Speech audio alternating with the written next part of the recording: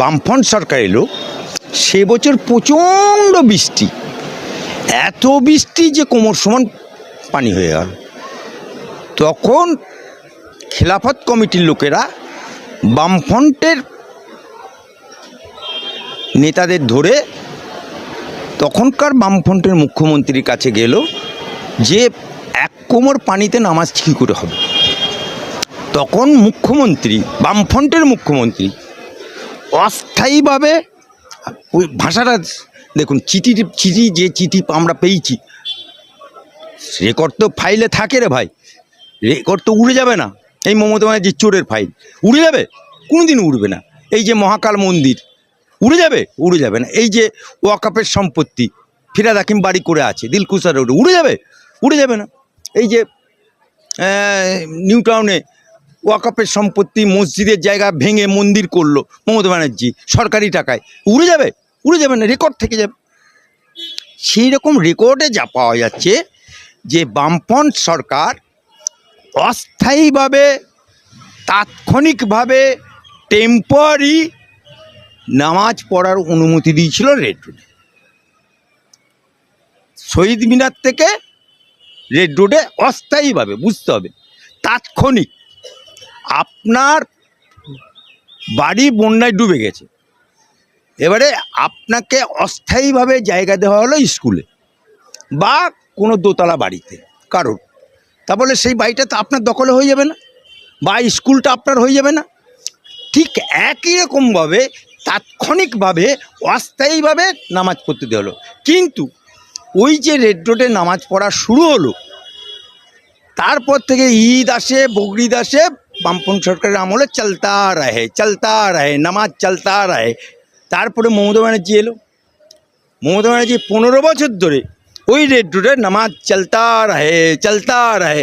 উল্টে ওই নামাজের, পবিত্র ঈদুজ্জোহার নামাজ, পবিত্র ঈদের নামাজকে উনি মঞ্চ হিসেবে ব্যবহার করে রাজনৈতিক মঞ্চ করুন, আল্লাহু আমিন আল্লাহু আকবার বলে উনি রাজনৈতিক মঞ্চ হিসেবে ব্যবহার করতেন। বর্তমানে সরকার, ভাজপা সরকার, শুভেন্দুর সরকার আসার পরে যখন নামাজটা বন্ধ হলো, তখন সিএমের কাছে আমি, অ্যাডভোকেট আলী আফজল চাঁদ, আরও কয়েকজন মুসলিম, রুজিনা রহমান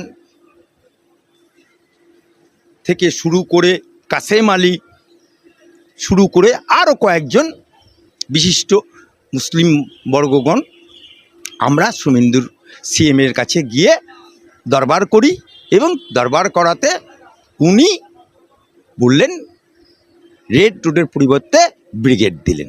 আপনারা দেখেছেন ব্রিগেডের নামাজের আগের দিনে আমি সেখানে উপস্থিত ছিলাম এবং পুলিশ ছিল।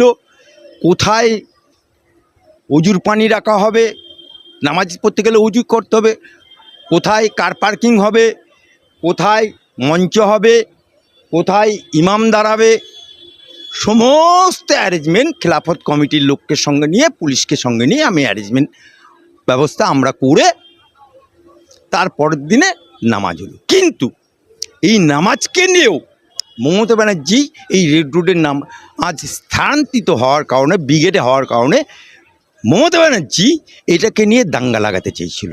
আমি বলছি না, জাভেদ খান বলছে, এমএলএ, এবং তাকে নির্দেশ দিয়েছিল। জাভেদ খানও সেই দিন নামাজে উপস্থিত ছিলেন যে এটাকে নিয়ে দাঙ্গা লাগাও, রেড রোডেই নামাজ হবে, দাঙ্গা করো, নামাজ রেড রোডেই করো। কিন্তু জাভেদ খান ওই লাইনে হাঁটেনি। সুষ্ঠুভাবে পবিত্র ঈদুজ্জোহার নামাজ কমপ্লিট হয়েছে এবং মুসলমানরা রেড রোড ছেড়ে ব্রিগেড পাওয়াতে অত্যন্ত উল্লসিত, আনন্দিত। এখন কিছু কিছু মানুষ উংলি করছে, কিছু কিছু রাজনৈতিক নেতা উংলি করছে। যেমন আপনি বললেন রেড রোডে নামাজ ছেড়ে দিয়ে এখন যোগা হবে রেড রোডে। আমি বলতে চাই যারা উংলি করছে, এই যে প্রধানমন্ত্রী যোগা উৎসব, মানে যোগাসনের যে প্রোগ্রাম, এটা কোনো ধর্মীয় প্রোগ্রাম, এটা হিন্দুদের প্রোগ্রাম, এটা মুসলমানদের প্রোগ্রাম, এটা খ্রিস্টানদের প্রোগ্রাম, নো, কেউ বলতে পারবে না। তাহলে মমতা ব্যানার্জি যখন কার্নিভাল করতো রেড রোডে, তখন এই রাজনৈতিক নেতারা, এই মৌলী সাহেবরা, এই উংলি করা লোকরা কোথায় ছিল? মমতা ব্যানার্জি যখন সরকারি টাকায় দুর্গাঙ্গন মন্দির করলো, মমতা ব্যানার্জি যখন সরকারি টাকায় দীঘায় জগন্নাথ মন্দির করলো, তখন এরা উংলি করেনি কেন? তখন আওয়াজ বেরোয়নি কেন? তখন মোটর কালার মতো ফট ফট ফট ফট ফট ফট করে ফাটেনি কেন? সরকারি প্রোগ্রাম, কেন্দ্র সরকারের প্রোগ্রাম, যশস্বী প্রধানমন্ত্রী প্রোগ্রাম, সেই প্রোগ্রাম কোনো ধর্মীয় প্রোগ্রাম না, এটা কেন্দ্র সরকারের প্রোগ্রাম। কেন্দ্র সরকারের প্রোগ্রাম, যশস্বী প্রধানমন্ত্রীর প্রোগ্রাম, ভারতবর্ষের যশস্বী প্রধানমন্ত্রীর প্রোগ্রাম, যেখানে খুশি কোই রোকনেওয়ালা নেই। হ্যাঁ, কাল যদি বলে যে না এই প্রোগ্রামটা আমরা দমদম বিমানবন্দরে করব, বিমানবন্দর থাকবে, কিছু করার নেই, বিমানবন্দর থাকবে। বলে প্রোগ্রামটা আমরা হাইকোর্টের ছাতে করব, হবে, রোকনেওয়ালা কি আছে? এটা তো সরকারি প্রোগ্রাম, सरकारी प्रोग्राम, रुकने वाला क्या है? तो जो बोलने वाला बोलबे, उंगली करने वाला करबे, राजनीतिक धर्मीय आधारे निये आसार चेष्टा करबे एवं एटाके मुस्लिम धर्मान्वित करे करबे। যারা বলছে তাদেরকে বলতে চাই, আচ্ছা বলুন তো, যারা ফটার ফটার ফটার ফটার ফটাফট করছে, আচ্ছা বাংলাদেশ আমার পাশের, হাসিনাকে যখন তাড়িয়ে দিল ওই দেশের জনগণ, হাসিনা কোনো মুসলমান দেশে গেছে? অনেক মুসলমান দেশ আছে, ইরান থেকে শুরু করে বহুত মুসলমান দেশ আছে, একটা মুসলমান দেশ নেই রে বাবু, বহুত মুসলমান দেশ। কিন্তু কোনো মুসলমান দেশে না গিয়ে সে আশ্রয় নিল যেখানে 85% হিন্দুর বাস, যেখানে প্রধানমন্ত্রী নরেন্দ্র মোদী তার কাছে আশ্রয় নিল। সেফটি কেন? তিনি মুসলমান জায়গায়।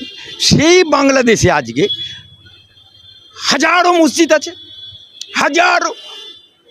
হাজার মসজিদ আছে, সেখানে একটা রামের মূর্তি হচ্ছে, সেটাকে মুসলমান মৌলবাদরা বন্ধ করে দিল। তা যারা এইটাকে নিয়ে উংলি করছে সরকারি প্রোগ্রামে, আপনি বলুন তো,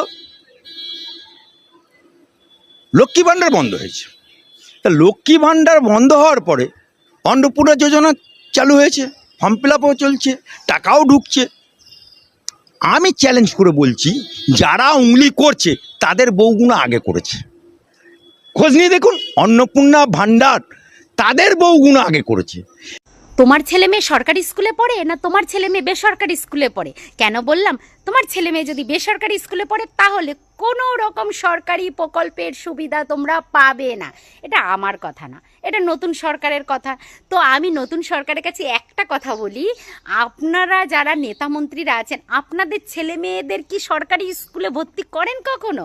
প্রকল্প ছাড়া এমনি কি ভর্তি করেন? তাহলে আপনাদের ছেলেমেয়েরা যদি বেসরকারি স্কুলে পড়তে পারে, তাহলে ভাই মধ্যবিত্ত বা আমাদের ছেলেমেয়েরা কেন বেসরকারি স্কুলে পড়তে পারবে না? হ্যাঁ, আপনারা যদি সরকার থেকে হাত পেতে মাইনেটা নেন, তাহলে আমরা আমাদের টাকা আমাদের যোজনা হিসাবে কেন দেবেন না? অনেক মধ্য